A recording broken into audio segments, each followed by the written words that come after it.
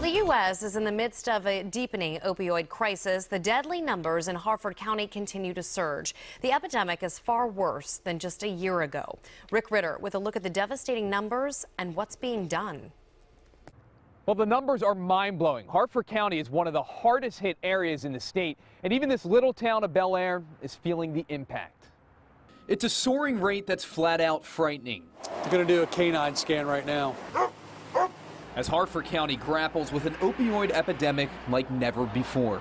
It's very frustrating for me to know that this stuff is going on and the numbers are still on the rise. The county has already seen more than 400 overdoses from heroin or other opioids this year. A staggering 79 are fatal. That's up more than 30 deaths from this time last year. Put your hands up now!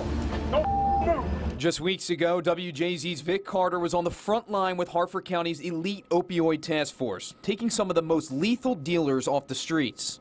This is death right here. This can kill someone. Even the 3-mile town of Bel Air feeling the effects of this crisis. Not only the person that has overdosed is affected by this, but we see everybody that is close to that individual is affected. Police Chief Charles Moore. I feel it's my responsibility to take some action to have an impact. While the department is assisting the Sheriff's Office task force, it's now focused on a program to get addicts on a road to recovery, with officers and professionals following up with those who overdose or even get locked up. It's not just drugs, and it's not just affecting the families, it's affecting business and employment. While more people than ever are expected to die of heroin or opioid overdose in Harford County this year, it's a fight that never stops.